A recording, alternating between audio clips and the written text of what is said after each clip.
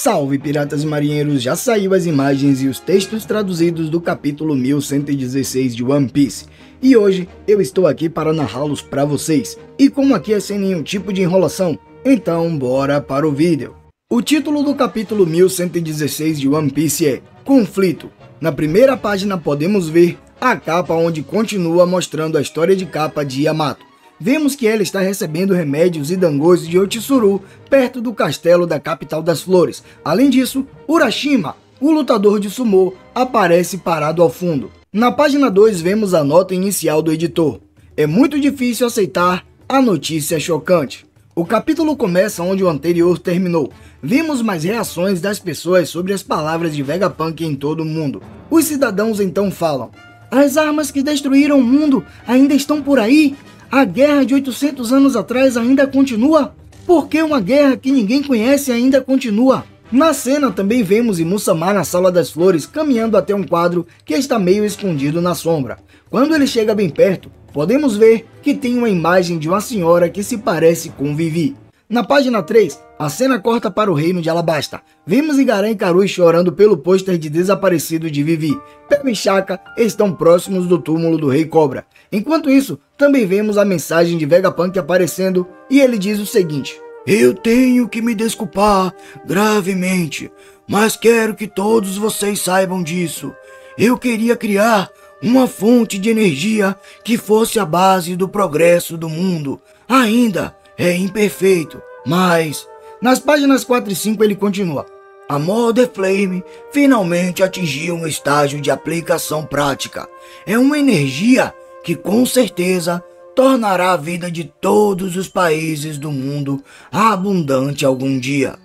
Mas um dia um pedaço dessa chama foi roubada. Eu assumo total responsabilidade por isso.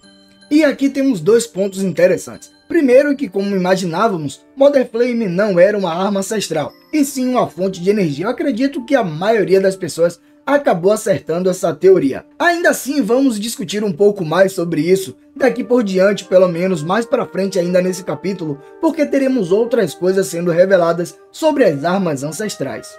O outro ponto interessante é que muita gente achou que Vegapunk tinha entregado Mother Flame de forma proposital para os Gorosei, mesmo ele sabendo que aquela energia poderia ser usada para uma arma de destruição em massa. E isso, lógico, tornaria um grande arrombado. Porém, no capítulo 1086, a gente viu até mesmo o próprio Drago discordando disso. Ele chega a mencionar que Vegapunk não seria capaz de criar uma arma de destruição em massa. A gente vê isso numa conversa dele com Ivankov. Ou seja, por mais que Vegapunk tenha criado essa fonte de energia, ainda assim não foi ele que entregou para os Gorosei, já que ela acabou sendo roubada dele. Voltando para o capítulo, vemos alguns marinheiros preocupados, pois os agentes da Cyberpool estão no centro da ilha e é impossível chegar perto para resgatá-los, porque as chamas estão se espalhando bastante. Esses são os mesmos agentes que caíram de Labyrinth depois que Vinasujuro cortou o local. A cena corta para Stussy e ela está via Dendemushi falando com Edson. A ilha está tremendo terrivelmente. Aconteceu alguma coisa, Edson? Edson então responde: eu também fiquei com medo, isso tudo é muito caótico. Os serafins e os agentes da Cyberpool caíram, é o problema. O bando do Chapéu de Palha não pode mais descer para as nuvens da ilha. Stussy pergunta: caíram? O que você está dizendo? E Edson responde: outro Gorosei perigoso está indo para lá. Eu estou implorando, Stussy, por favor, saia daí. Na página 6, Stussy diz: tudo bem se eu libertar o Caco? E Edson responde: o quê? Stussy volta a dizer: eles podem ser punidos mais tarde. Eles não vão perseguir o bando do Chapéu de Palha. E eu acho que eu sei qual será o próximo movimento dele. Edson então diz: entendo. Stussy, desculpe por te colocar nessa situação emocional tão dolorosa. Sinto muito por te fazer traí-los, mas você ainda nos salvou e ambos são seus verdadeiros sentimentos. Essa discórdia de emoções que você sente é a prova de que você é humana, Stussy. Faça o que quiser, mas por favor, certifique-se de sobreviver a qualquer custo. Stussy, com lágrimas nos olhos, então diz: ok. Essa cena ficou bastante legal, principalmente porque a gente vê Stussy chorando enquanto ela ouve as palavras de Edson. Então, pelo fato dela ser um clone, ver Edson agora reafirmando que ela é humana talvez isso tenha mexido com seus sentimentos. Outro ponto legal é se perguntar, o que será que Kako vai fazer agora? Afinal de contas, Stussy disse que já tinha uma noção. Eu acredito que provavelmente ele vai atrás de Rob Lute, até porque Rob Lute estava caído no chão, no meio de um campo de batalha. Na página 7, Vegapunk continua sua mensagem. 2 semanas depois que a chama foi roubada, uma luz intensa banhou os céus na direção do reino de Lulusia. Recebi relatos de que o reino desapareceu sem deixar vestígios. Além disso, após o incidente, um presságio mundial foi observado. Como cientista, tenho orgulho disso como invenção, mas essa energia massiva foi resultado de nada mais nada menos que a Mother Flame. O vice-almirante Komil, que está ouvindo a mensagem, diz: então esse foi o resultado de uma arma antiga? Vemos Moda falando: alguém destruiu Lulusia? Pra quem não sabe quem é Moda, essa garota fez parte de uma história de capa de Ace. A cena muda para o reino Prudence. O rei Elisabelo II então diz: o reino de Lulusia desapareceu? Um servo responde: não recebemos nenhuma informação sobre isso. O rei Elisabelo II então diz: confirme isso imediatamente. Dagama então responde: sim, senhor. Na página 8, Vegapunk volta a falar: a chama que eu criei ativou uma arma antiga.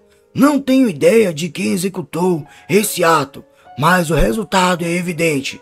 Sou totalmente cúmplice do genocídio de muitas vidas. Sinto uma pesada responsabilidade por isso.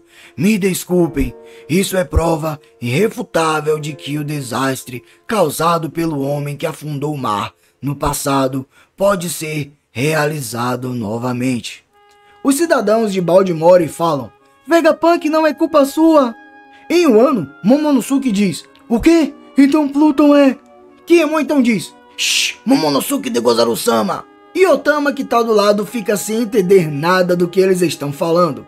Na página 9, Vegapunk continua: existem 3 armas antigas do passado. Joy Boy queria que as gerações futuras herdassem essas armas. Por quê? Acaso elas não afundaram terras o suficiente? Quem realmente é mal e quem realmente é justo aqui? O dia em que essa questão revelará tudo por completo se aproxima. Estou avisando a todos vocês sobre o sentido de medo que virá com o mundo afundando. O século vazio ainda tem muitos mistérios, mas existe um grupo que sabe tudo sobre ele. Eles são a tripulação do Rei dos Piratas.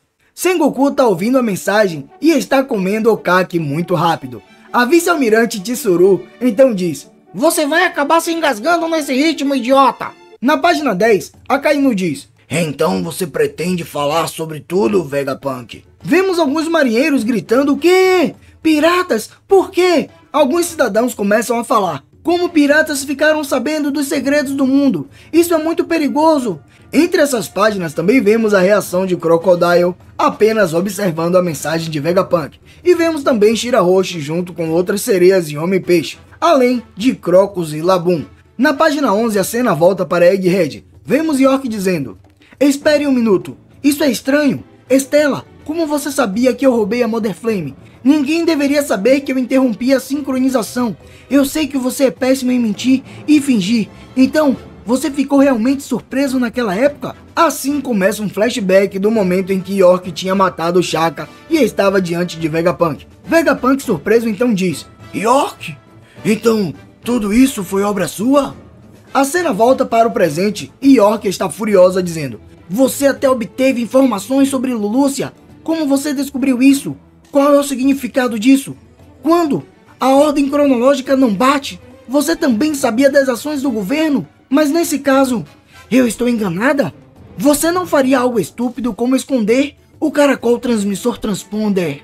Enquanto ela fala isso, vemos o Gorosei em sua forma de verme, até mesmo sugando os agentes da Cyberpool que estão em seu caminho, assim os engolindo. Na página 12, York contata todos os Gorosei dizendo: agora eu sei onde está o caracol transmissor transponder. Mas então diz: você tem certeza? E York responde: tenho certeza, eu também sou uma Vegapunk. O caracol transmissor transponder está sendo protegido pelo gigante de ferro na fase Jill.